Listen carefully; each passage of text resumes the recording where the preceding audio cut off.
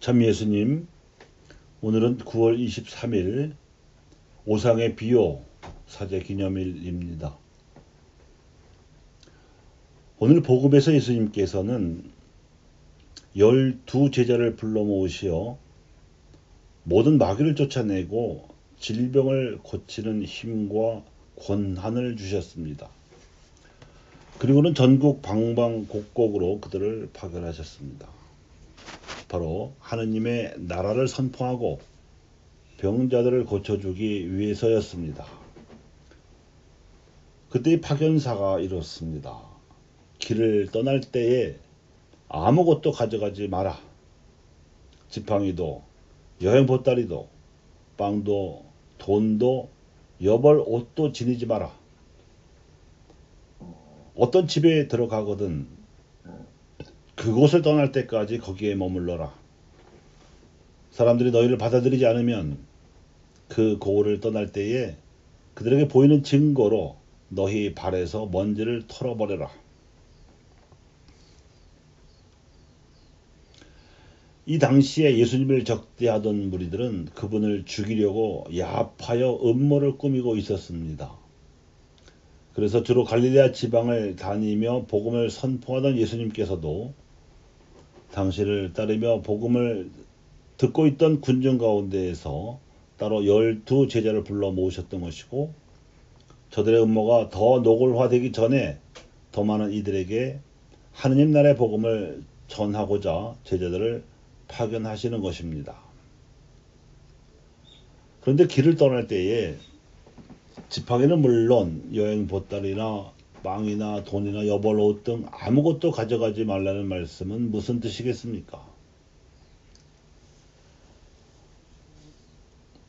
그분의 명성을 듣고 갈릴레아에 왔다가 하느님 나라의 복음을 듣고 이에 대한 믿음을 받아들인 그분의 지지자들이 전국 곳곳에 흩어져서 토박이로 살고 있었으므로 그들의 호의와 배려로 충분히 파견된 제자들이 선교 활동을 할 수 있었음을 전제로 하는 말씀입니다.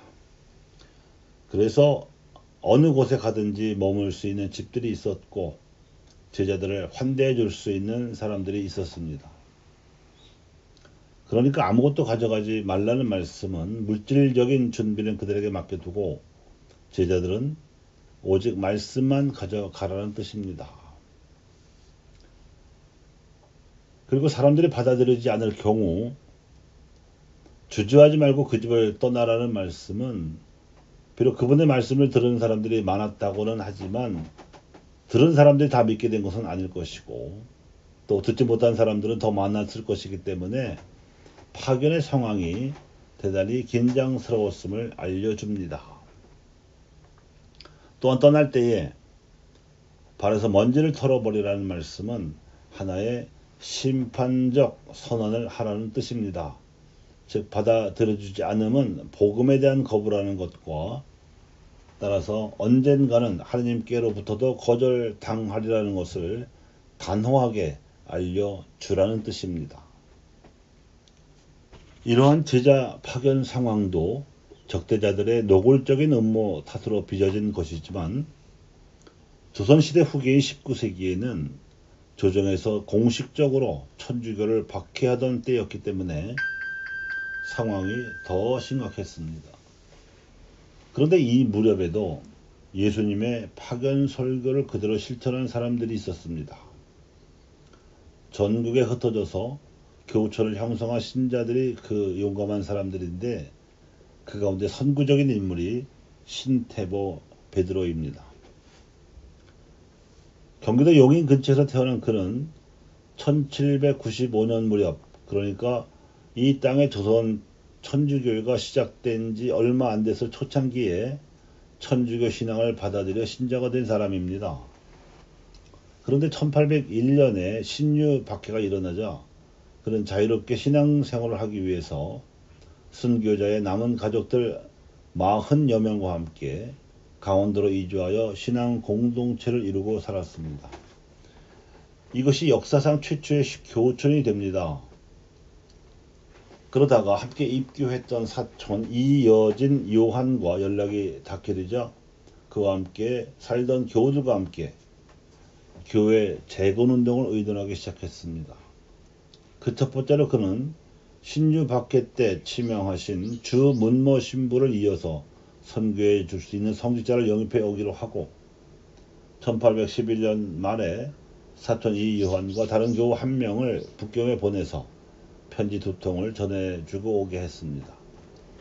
이 편지가 교황청에까지 전달되어서 조선의 교구를 설정하고 그 일대 교구장으로 브리규에르 당시 태국 보좌주교를 임명을 하고 유방제 신부를 파견하게 하는 결정도 이끌어냈지만 정작 신태버 베드로는 그 사실을 알지 못한 채 기다리기만 했습니다. 교촌에 아무런 전달 소식 수단이 없었기 때문에 그랬을 것입니다. 그러니까 1845년에 김대건 신부가 입국할 때까지 거의 한 세대 동안이나 이러한 희망은 실현되지 못한 채 남아 있었습니다.